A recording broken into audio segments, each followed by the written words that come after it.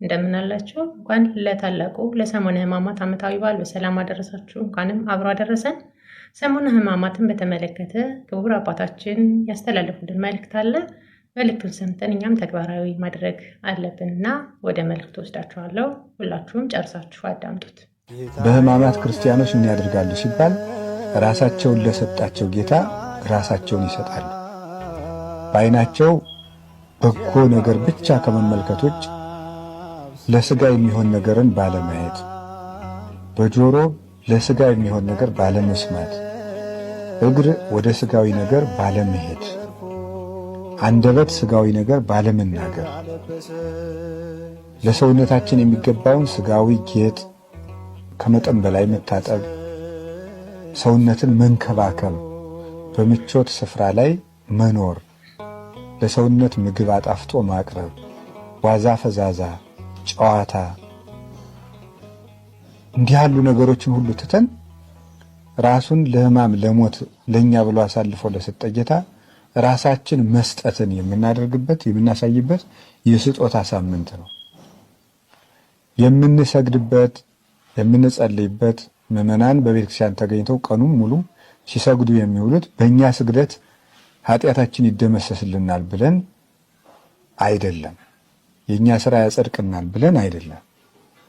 የምናደርገው ራሳችን ለመስጠት ለኔ ብለህ ወደቅህ ሆይ እኔ ትቢያ ልሁንልህ፣ ለኔ ብለህ ተደፋህ ሆይ እኔ ልደፋልህ፣ ለኔ ብለህ ተገረፍክ ሆይ እኔ ልገረፍልህ ብለን ራሳችን ለጌታ ፍቅር የምናሳይበት ሳምንት።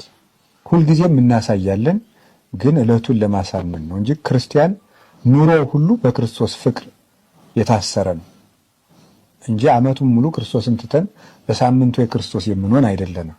ይበልጥ ደግሞ በዓል ወስነን የምናሳይበት የምንገልጥበት ያቺ ቀን የማትረሳ መሆኗን የምናሳይበት ጊዜ ነው ማለት ነው።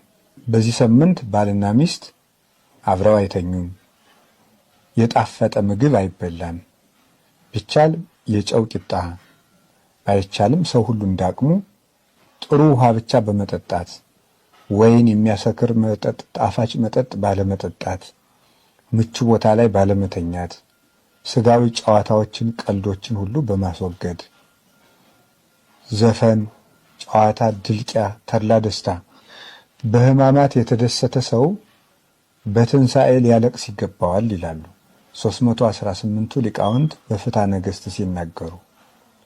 ድግስ የለም በዚህ ሳምንት። ይህን ሁሉ አስበን በእውነት ክቡር አባታችን ቃለ ሕይወትን ያሰማልን። እኛም ደግሞ በሰማነው 30 ዓመቱ ያማረ ፍሬ ያፍርተንበት እግዚአብሔር አምላክ በወደደ በፈቀደ ስለ ራሳችን ሳይሆን ዛሬ ላይ ችን ጊዜ ስለ አምላካችን ስለሆነው ስለ ግርፋቱ፣ ስለ ስቃዩ፣ ስለኛ ብሎ ሁሉን ለሆነው አምላክ ልባችንና ራሳችንን በማስገዛት እንድናሳልፍ የአምላካችን ፍቃዱ ይሁንልን። አሜን። ሰሙነ ሕማማት የማናደርጋቸው 10 ነገሮች አሉ። እነዚህ 10 ነገሮች የማናደርግበት ምክንያቱ ምንድነው? ሁለት ምክንያት ነው። የመጀመሪያው የሰሙነ ሕማማት የሚባለው ማለት ነው የብሉይ ኪዳንን ወይንም ኦሪትን የምናስብበት ሰሞን ነው። ኦሪትን የምናስብበት ሰሞን ስለሆነ ከዚህ አማካኝነትና እንደዚሁም ደግሞ ሁለተኛ ደግሞ ሰሙነ ሕማማት የጌታን ሕማምና ስቃይ መከራ የምናስብበት ወቅት ከመሆኑ አንፃር ነው እነዚህን 10 ነገሮች የማናደርጋቸው ማለት ነው።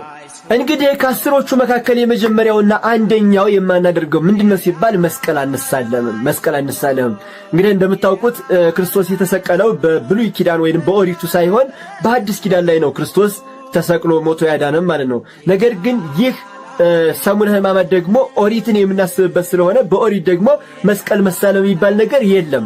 መስቀል መሳለም የሚባል ነገር በኦሪቱ ስለሌለ ይሄ ሰሞን ደግሞ ኦሪትን የምናስብበት ስለሆነ ማለት ነው መስቀል አንሳለምም። እግዚአብሔር ይፍቱኝ ብለን አንቀርብም። እግዚአብሔር ይፍታ የሚል ቃልም ከቀሳውስት አይቀርብልንም ማለት ነው። ስለዚህ በሰሙነ ሕማማት የመጀመሪያ መስቀል መሳለም አንችልም፣ አንሳለምም ማለት ነው። ሁለተኛው ደግሞ እንዳጋጣሚ አያድርግብንና ብንሞት መፈታት አንችልም። ጸሎተ ፍትሐት በሰሙነ ሕማማት አይደረግልንም ማለት ነው። ያው ሰው ሲሞት ቤተክርስቲያን የሚጸለየው የፍትሐት ጸሎተ ፍትሐት የሚባለው ጸሎት አይደል? እሱ በሰሙነ ሕማማት አይከናወንም ማለት ነው። ነገር ግን ቤተክርስቲያን ስንዱ እመቤት ስለሆነች ምን ታረጋለች? ሰው ሳይፈታ መቀበር ስለሌለበት ማለት ነው። ምን ታረጋለች? አጠቃላይ የሆሳዕና ዕለት ትፈታናለች። የፍትሐት ጸሎት ታደርግልናለች ለሁላችንም ማለት ነው። እንደምታውቁት ከሆሳዕና ማነው ከሕማማት ውጪ ቤተክርስቲያን ጸሎተ ፍትሐት ስታደርግ እግዚኦ አይረብ ነፍሰ ገብርከ፣ ወንድ ከሆነ ነፍሰ ገብርከ እከሌ ስም እየጠራች፣ ሴት ከሆነች ደግሞ እግዚኦ አይረፍ ነፍሰ አመትከ እከሊት እያለች ስም እየጠራች ነው ጸሎቱን የምታከናውነው። እንደዚሁም መሐራ እግዚኦ ለነፍሰ አመትከ እከሊት፣ መሐራ እግዚኦ ለነፍሰ ገብርከ እከሌ እያለች እነዚህ ስም እየጠራች ነው ጸሎቱን የምታከናውነው። ነገር ግን እዚህ ሆሳዕና ላይ ደግሞ እንዴት አድርጋ ነው የምታከናውነው ሲባል አጠቃላይ ክርስቲያኖችን ነው፣ ለክርስቲያኖች ነው ጸሎተ ፍትሐት የምታከናውነው።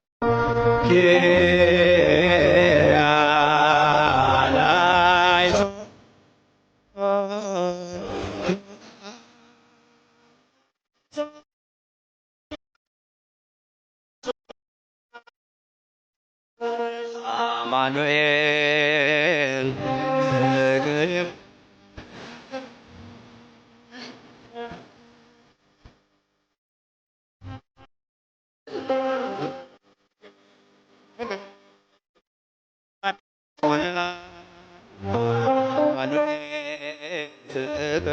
እግዚአብሔር ይመስገን። ስግደታችን ለጊዜው በዚህ ተጠናቋል። እንግዲህ አንችልም፣ አይመችንም፣ ይደክመናል የምትሉ